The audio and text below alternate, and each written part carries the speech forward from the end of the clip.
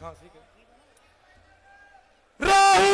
गांधी, राहुल गांधी जिंदाबाद, कांग्रेस पार्टी जिंदाबाद, राहुल गांधी जिंदाबाद, कांग्रेस पार्टी जिंदाबाद, राहुल गांधी जिंदाबाद, अशोक गहलोत जिंदाबाद।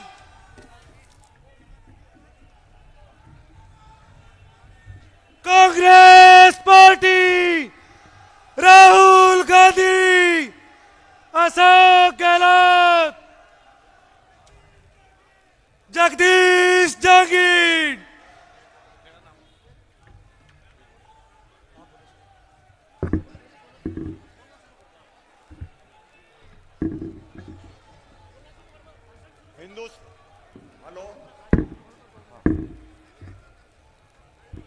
हिंदुस्तान के कांग्रेस के नेता, अखिल भारतीय कांग्रेस कमेटी के पूर्व अध्यक्ष, नौजवानों के मसीहा आदरणीय राहुल गांधी जी का मैं सादुल शहर की धरा पे पधारने आप सब की तरफ से, सादुल शहर की महान जनता की तरफ से स्वागत और अभिनंदन करना चाहता हूं।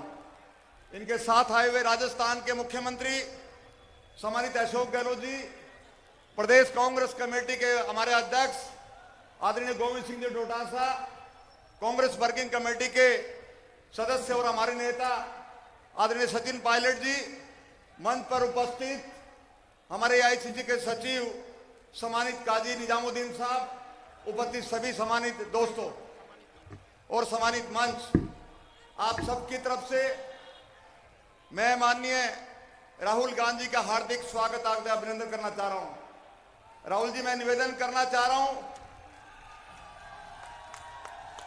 कि नेहरू परिवार का, नेहरू खानदान का पहला व्यक्ति मैं राजस्थान के मुख्यमंत्री जी का भी आप सबकी तरफ से सादुल शहर पहुंचने पर हार्दिक स्वागत और अभिनंदन करना चाहता हूं। राहुल जी, मैं निवेदन करना चाह रहा हूं कि ये सादुल शहर जो है हिंदुस्तान के कोने का गांव है और आपने मुझे तीसरी दफा कांग्रेस का प्रत्याशी यहां से बनाया। राहुल जी, मैं एक मजदूर का बेटा हूं, कारपेंटर का बेटा हूं, लेकिन लंबे समय तक कांग्रेस पार्टी में कार्य किया और आपने आशीर्वाद दिया। सादुल शहर की महान जनता ने मुझे विधायक बनाया और आज फिर आप मुझे आशीर्वाद देने के लिए हमारे आए। राहुल जी, एक बात कहते हुए अपनी बात खत्म करूंगा कि सादुल शहर की जनता की तरफ से आपको स्पष्ट करना चाहता हूं, तमाम कांग्रेस के साथियों की तरफ से, कि निश्चित तौर पे सादुल शहर में कांग्रेस की सीट जीतेगी और राजस्थान में कांग्रेस की सरकार रिपीट होगी। मैं माननीय मुख्यमंत्री जी का धन्यवाद करना चाह रहा हूं कि मुख्यमंत्री जी 70 साल के बाद 200 करोड़ के खाड़े आपने भाखड़ा और 100 करोड़ के खाड़े कनाड़ में दिए। इस लंबी फेज के बाद किसानों के लंबे समय तक की जो समस्या का समाधान कर सके, और मैं आपसे यह धन्यवाद करना चाह रहा हूं कि नरमा कपास की फसल के खराब के बाद 1125 करोड़ का आपने अनुदान दिया, उसके लिए बहुत बहुत धन्यवाद। आपका पूरे स्वागत। जय हिंद। अब मैं उद्बोधन के लिए आमंत्रित करूंगा हमारे पूर्व उप मुख्यमंत्री श्री सचिन जी पायलट साहब को कि सचिन जी पायलट मंच पर आए और अपना उद्बोधन दें। हम सभी के नेता आदरणीय राहुल गांधी जी, प्रदेश के मुख्यमंत्री सम्माननीय अशोक गहलोत साहब, डोटासरा जी, हमारे विधायक जहांगीर साहब, मंच पर नेतागण, दोस्तों, बुजुर्गों, माताओं, बहनों, प्यारे बच्चों, हमें आने में थोड़ी देर हुई, उसकी क्षमा चाहते हैं, लेकिन सुबह से राहुल जी दौरे पर निकले हैं और जहां जहां हम लोग गए हैं वहां हजारों लाखों की तादाद में लोग आए हैं और हमको आश्वस्त किया है कि आने वाले समय में 25 तारीख को कांग्रेस का बटन दबाकर भारी बहुमत से पूरे प्रदेश में सरकार कांग्रेस पार्टी के बनाने जा रहे हैं। मैं जानता हूं ये सीमावर्ती इलाका है, यहाँ बहुत चुनौतियां रहती हैं, लेकिन मैं इतना भी जानता हूं कि भाजपा और कांग्रेस में जब तुलना करोगे तो कांग्रेस बहुत आगे है। किसानों की, नौजवानों की, फौजियों की, बुजुर्गों की, महिलाओं की, सबकी समस्याओं का समाधान करने का अगर किसी के पास मानस है तो सिर्फ कांग्रेस पार्टी पे है। राहुल गांधी जी ने जिस जोश के साथ आज सभी कार्यकर्ताओं में एक आत्मविश्वास भरा है, उसे देखकर मैं पक्के वादे से कर सकता हूं कि 3 तारीख को जब पेटियां खुलेंगी तो प्रचंड बहुमत के साथ कांग्रेस की सरकार राजस्थान में बनेगी। भाजपा और कांग्रेस का कोई मुकाबला नहीं है। छत्तीसगढ़ में, मध्य प्रदेश में, तेलंगाना में सभी जगह कांग्रेस की आंधी आ रही है। आज यहां पर आकर राहुल जी ने संदेश दिया है कि कांग्रेस पार्टी एकजुट है, मजबूत है और आने वाले 5 सालों में पूरी तत्परता से आप लोगों की हम लोग सेवा करेंगे। मेरा आपसे करबद्ध निवेदन, 25 तारीख को जब मतदान होगा, हाथ का बटन दबाएं और कांग्रेस पार्टी को भारी बहुमत देकर जिताएं। बहुत बहुत धन्यवाद। राम राम साहब। वक्ताओं की अगली कड़ी में मैं हमारे ऊर्जावान प्रदेश अध्यक्ष गोविंद सिंह जी डोटासरा से निवेदन करूंगा कि वो अपना उद्बोधन दें। राम राम साहब। हमारे नेता आदरणीय राहुल गांधी जी, हमारे लोकप्रिय मुख्यमंत्री अशोक गहलोत साहब, हमारे पूर्व प्रदेश अध्यक्ष आदरणीय सचिन पायलट जी, आपके लोकप्रिय विधायक जगदीश चंद्र जांगीड़ जी, सम्मानित मंच, आदरणीय बुजुर्गों, युवा साथियों, माताओं बहनों, कांग्रेस की सरकार ने 5 साल में शानदार काम किया है। जगदीश जांगीड़ जी ने बहुत शानदार काम किया है। कोरोना मैनेजमेंट हो, चाहे 10 गारंटियां हो, चाहे 7 गारंटी आगे आने वाली सरकार के लिए दिए हो, एक से बढ़कर के एक योजना 36 कौमों के लिए गरीब को गणेश मान करके सेवा की है।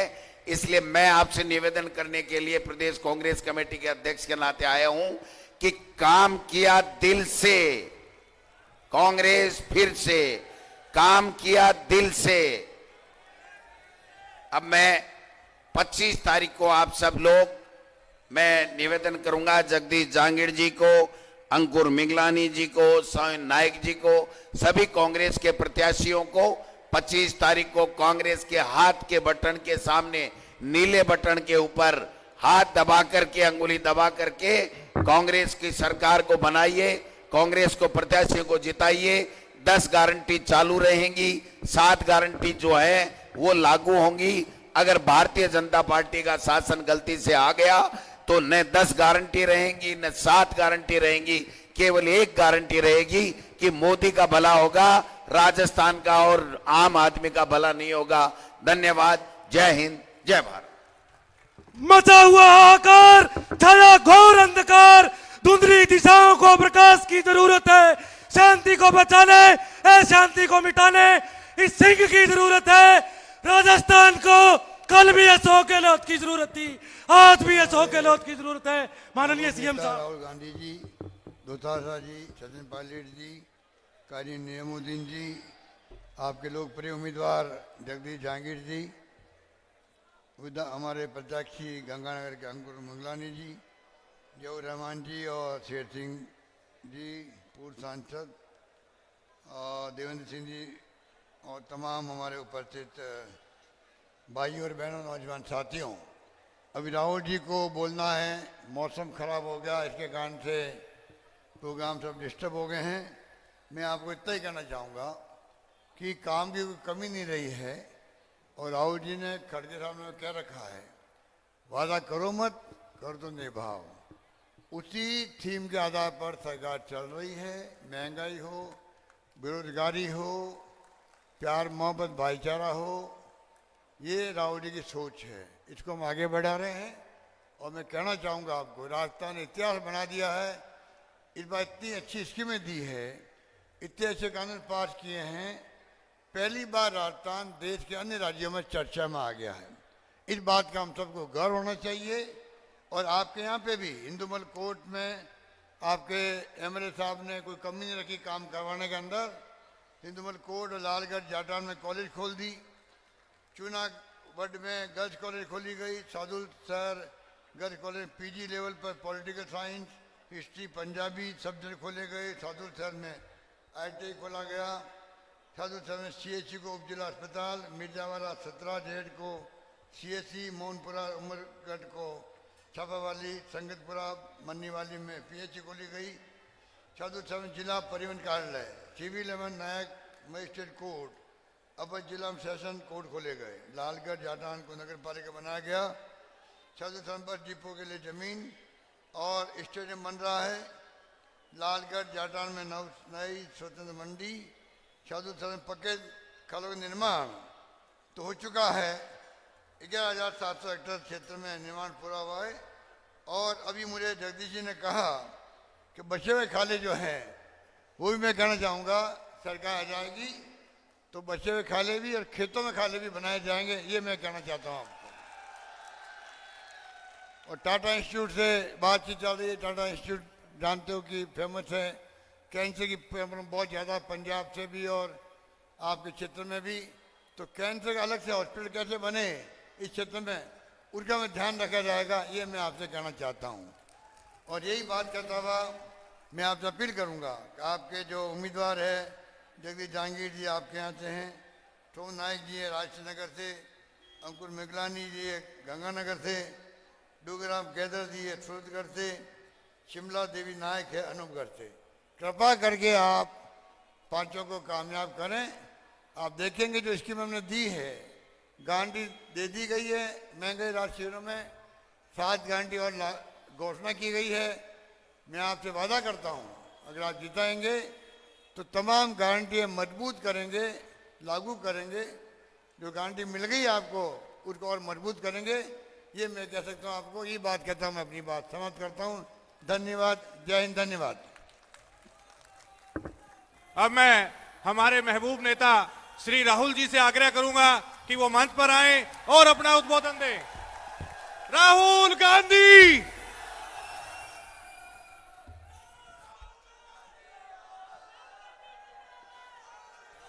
अशोक गहलोत जी, गोविंद सिंह दोतासरा जी,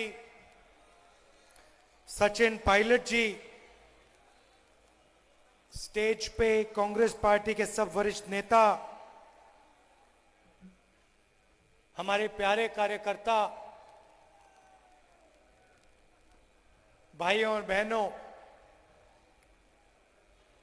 प्रेस के हमारे मित्रों, आप सबका यहां बहुत बहुत स्वागत। इतना जोश है आप में, बहुत अच्छा लगा यहां आकर।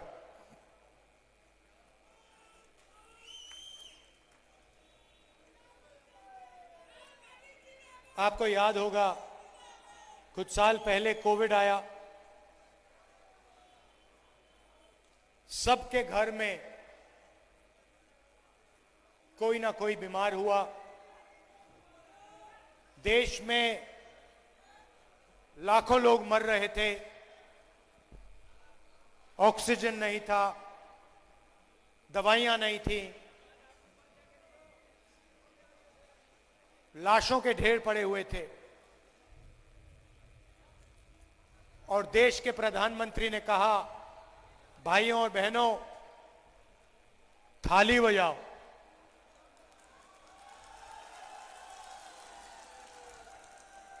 पहले कहा थाली बजाओ, उसके बाद जैसे आपके मोबाइल फोन की लाइट ऑन है, नरेंद्र मोदी जी ने कहा लाइट ऑन करो मोबाइल फोन की। गुजरात में हमने पता लगाया, तकरीबन 3-3.5 लाख लोग कोविड के कारण मर गए। वो दिल्ली में नरेंद्र मोदी थाली बजवा रहे थे, लाइट लगवा रहे थे। राजस्थान में कांग्रेस पार्टी की सरकार ने भीलवाड़ा मॉडल लाए, बीमार लोगों को घर में भोजन दिलवाया, फूड पैकेट दिलवाए। यूथ कांग्रेस के लोग, कांग्रेस के कार्यकर्ता ऑक्सीजन सिलेंडर निकाल के ढूंढ के निकाल के लाए। राजस्थान के अस्पतालों में कोविड के मरीजों की रक्षा हुई, सही दवाई मिली। यह फर्क है। हम काम कर जाते हैं, उनके सिर्फ खोखले शब्द हैं। नरेंद्र मोदी जी ने आपसे वायदा किया था 15 लाख रुपए का बैंक अकाउंट में देने का, मिल गया? नहीं मिला ना? आपको और मिलेगा भी नहीं कभी। मगर भाइयों और बहनों, 14.5 लाख करोड़ रुपए,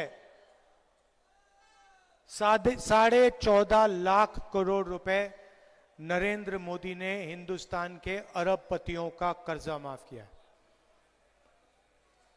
आपको 15 लाख रुपए नहीं दिए, उनको 14.5 लाख करोड़ रुपए उठा के दे दिए। आपने देखा होगा नरेंद्र मोदी के भाषण में,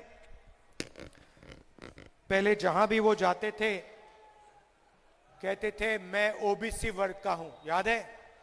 याद है? नरेंद्र मोदी ओबीसी है, मैं ओबीसी वर्ग का हूं। कुछ दिन पहले भाषण दिया, भाषण में कहते हैं भाइयों और बहनों, हिंदुस्तान में सिर्फ एक जात है, वो है गरीब। अच्छा, जब आप चुनाव लड़ रहे थे तो आप बन गए ओबीसी, और जब ओबीसी की जाति जनगणना करवाने की बात आई तो हिंदुस्तान में सिर्फ एक जात है, गरीब। भाइयों और बहनों, हिंदुस्तान में आपके मुताबिक कितने ओबीसी हैं? क्या आबादी होगी ओबीसी की हिंदुस्तान में? कितनी होगी? कम से कम 50%।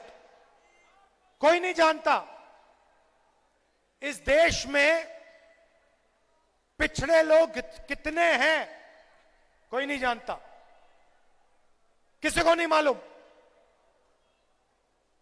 कोई कहता है 50%, कोई कहता है 52%, कोई कहता है 55%, किसी को नहीं मालूम। आप कहोगे तो क्या हुआ? अगर पिछड़ों को अपनी आबादी नहीं मालूम तो क्या? इसमें क्या बड़ी बात है? मैं आपको बताता हूं। देश को एमएलए और एमपी नहीं चलाते। किसी भी बच्चे से पूछ लो, 10 साल के बच्चे से पूछो क्या करना चाहते हो, आपको बताएगा आईएएस में जाना चाहता हूं। बताएगा नहीं बताएगा? सारे में भारत जोड़ो यात्रा में मैं चला कन्याकुमारी से कश्मीर, बच्चों से पूछो क्या करना चाहते हो, कहते हैं आईएएस, आईएएस में जाना चाहता हूं। कहो क्यों? बच्चे कहते हैं देश को तो वो चलाते हैं। एमएलए 5 साल के लिए चुना जाता है, एमएलए बदल जाते हैं, आईएएस ऑफिसर कभी नहीं बदलता। एक बार आईएएस ऑफिसर बन गया, मानो बन गया, खत्म हो गया काम। देश को आईएएस ऑफिसर चलाते हैं। हिंदुस्तान के बजट को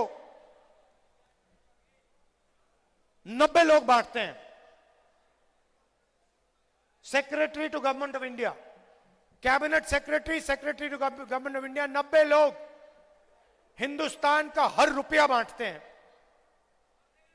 स्वास्थ्य में कितना जाएगा, राजस्थान कितना आएगा, शिक्षा में कितना जाएगा, आर्मी को कितना मिलेगा, वायुसेना को कितना जाएगा, सारे के सारे निर्णय 90 लोग लेते हैं। मैंने पार्लियामेंट में सवाल पूछा, मोदी जी आप कहते हो ओबीसी की सरकार है, 90 में से ओबीसी कितने? आबादी 50%, 90 में से 45 होने चाहिए। अगर आबादी 50 है, पता नहीं ज्यादा भी हो सकती है। भाइयों और बहनों, सच्चाई क्या है? सच्चाई है कि 90 में से 3 ओबीसी वर्ग के। और अगर हिंदुस्तान की सरकार 100 रुपए खर्च करती है तो 5 रुपए का निर्णय पिछड़े ऑफिसर लेते हैं। दलित कितने? दलित भी 90 में से 3। और अगर हिंदुस्तान की सरकार 100 रुपए का निर्णय लेती है तो दलित 1 रुपया का निर्णय लेता है। आबादी 50%, भागीदारी 5% ओबीसी की। आबादी तकरीबन 15%, भागीदारी 1%। और सुनिए, आदिवासी वर्ग, हिंदुस्तान का बजट 100 रुपए का, आदिवासी वर्ग 10 पैसे का निर्णय लेता है। कहां है भागीदारी ओबीसी की? कहां है भागीदारी दलित की? कहां है भागीदारी आदिवासी की? यह सवाल मैंने नरेंद्र मोदी के सामने पार्लियामेंट हाउस में पूछा। अब नरेंद्र मोदी नहीं चाहते और बीजेपी के लोग नहीं चाहते कि देश के पिछड़े लोगों को पता लग जाए उनकी आबादी कितनी। क्यों? अगर जाति जनगणना में आ गया कि पिछड़ों की आबादी 50% है, तो फिर भागीदारी 1% 5% की कैसे रहेगी? फिर भागीदारी बढ़ानी पड़ेगी। इसलिए मेरे भाषण के एकदम बाद, पार्लियामेंट हाउस में भाषण देने के एकदम बाद, नरेंद्र मोदी जी कहते हैं हिंदुस्तान में जात नहीं है, सिर्फ एक जात है, वो है गरीब। नरेंद्र मोदी जी, आप 12 करोड़ की गाड़ी में घूमते हो, 12,000 करोड़ का आपका हवाई जहाज है, हर रोज नया कपड़ा पहनते हो, ओबीसी शब्द का आपने प्रयोग किया, मगर जब देश के ओबीसी को जरूरत पड़ी, उनको तब उनकी सच्ची शक्ति दिखाने का टाइम आया, तो आप कहते हो देश में ओबीसी है ही नहीं, देश में दलित है ही नहीं, देश में आदिवासी है ही नहीं, देश में जनरल कास्ट का गरीब है ही नहीं।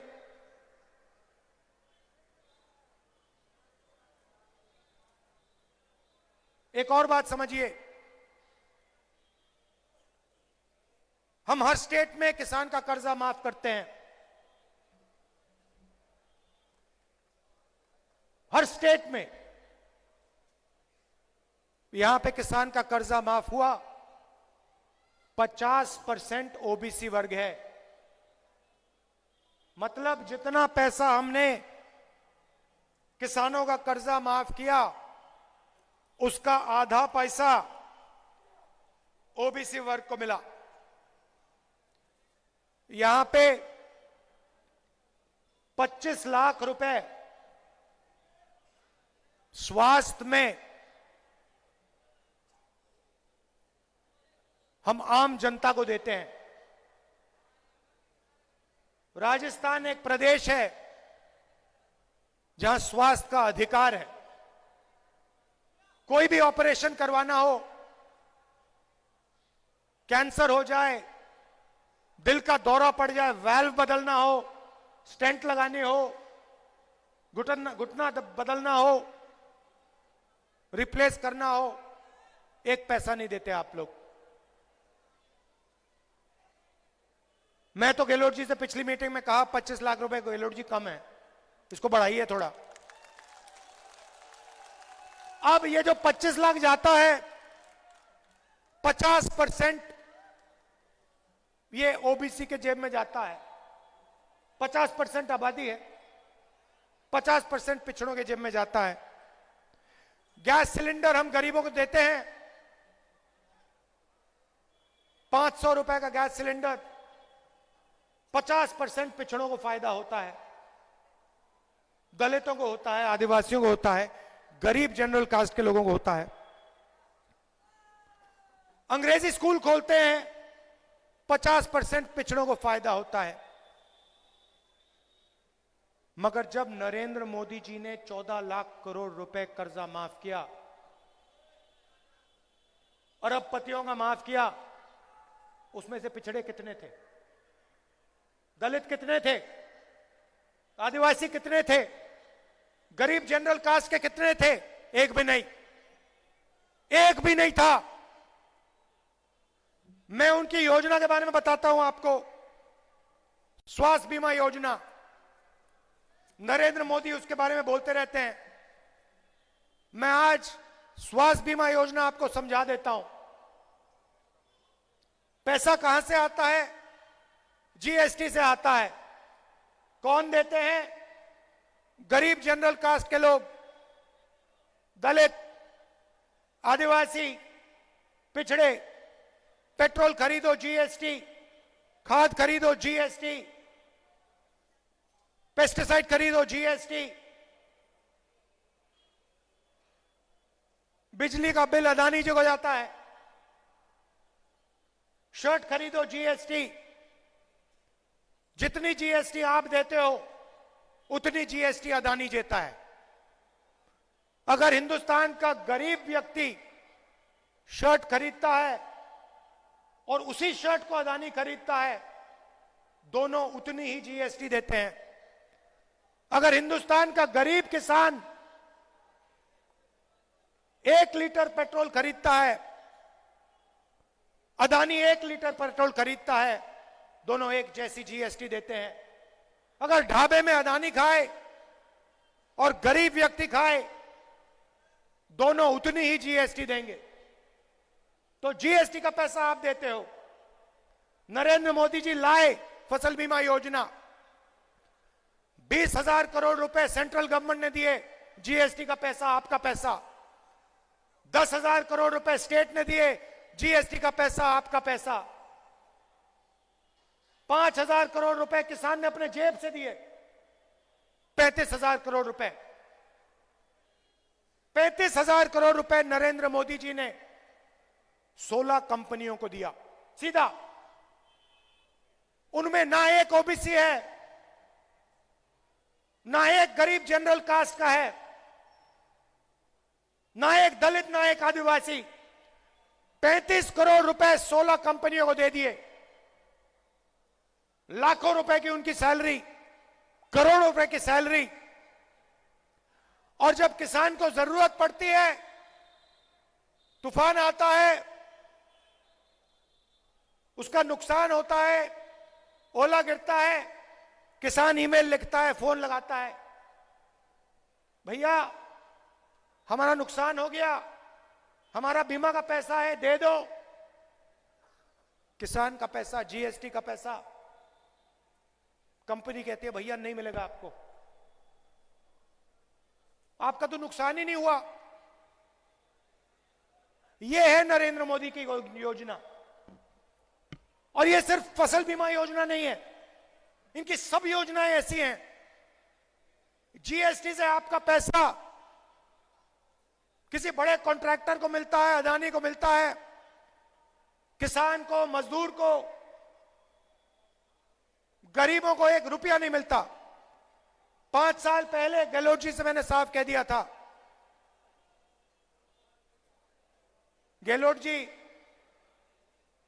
जितना पैसा बीजेपी की सरकार ने अदानी जैसे लोगों को दिया है, उतना पैसा आप राजस्थान के गरीब लोगों के बैंक अकाउंट में डालिए।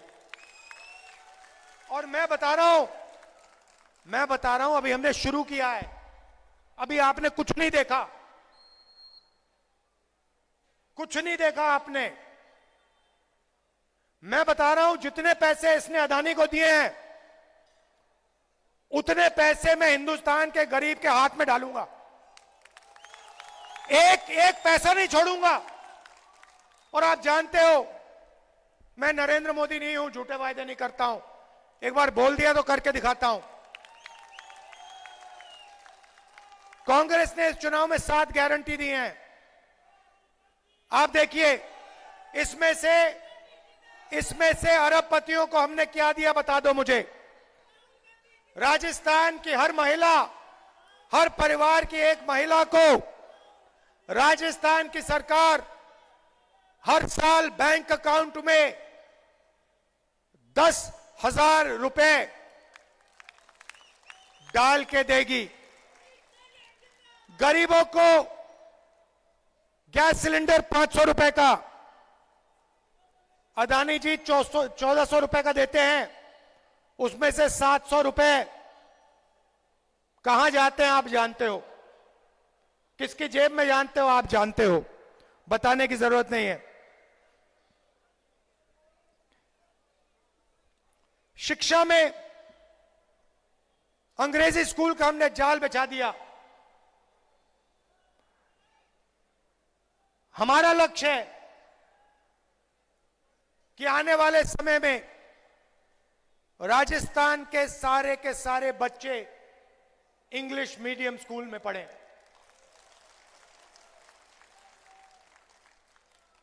फायदा 50% पिछड़ों को। आप बीजेपी के किसी नेता से पूछ लो, आपको बताएंगे भैया हिंदी सीखो, अंग्रेजी मत सीखो।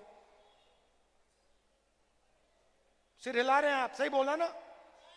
हिंदी सीखो, अंग्रेजी मत सीखो। अरे क्यों ना सीखे? किसान का बेटा अंग्रेजी क्यों ना सीखे? मजदूर का बेटा अंग्रेजी क्यों ना सीखे? क्योंकि वो चाहते हैं कि किसान का बेटा सबसे अच्छी नौकरियां ना ले जाए। वो कॉल सेंटर में काम करना चाहते हैं, अपने बेटे को एंटरप्रेन्योर बनाना चाहते हैं, स्टार्टअप करवाना चाहते हैं।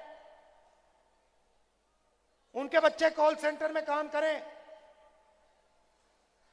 उनके बच्चे अमेरिका में जाके बिजनेस खोलें, और किसान के बच्चे, मजदूर के बेटे बेटियां मजदूरी ही करते रहें। नहीं, हम चाहते हैं कि बड़ा से बड़ा सपना किसान का बेटा देखे, मजदूर का बेटा देखे, छोटे दुकानदार का बेटा देखे, अंग्रेजी पढ़े। एक ऐसा दिन आए जब मजदूर का बेटा अमेरिका में जाके बिजनेस खोले, अमेरिका की कंपनी में जाके काम करे, करोड़ों रुपए की सैलरी पाए। हम ऐसा हिंदुस्तान चाहते हैं। ये दो हिंदुस्तान नहीं चाहिए हमें। एक तरफ किसान मजदूर खून पसीना दें अपना, दूसरी तरफ 5-10 उद्योगपति हवाई जहाज में उड़े।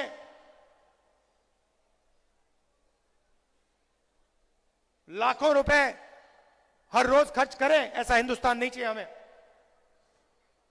यह मैं आपसे कहना चाह रहा था। राजस्थान में गरीबों की सरकार बनाइए। जो भी हम योजना लाए हैं, स्वास्थ्य की योजना हो, महिलाओं को पैसे देने की योजना हो, ये सारी की सारी योजना बीजेपी बंद कर देगी। हम आपके लिए ओल्ड पेंशन स्कीम लाए, बीजेपी ने रद्द कर दिया। आप आए हमारे पास, सरकारी ऑफिसर आए, आपने कहा देखिए हमें तो अपना ओल्ड पेंशन स्कीम अच्छा लगता है। आपकी आवाज सुनी और आपको पुराना पेंशन स्कीम हमने वापस दिया, राजस्थान में दिया।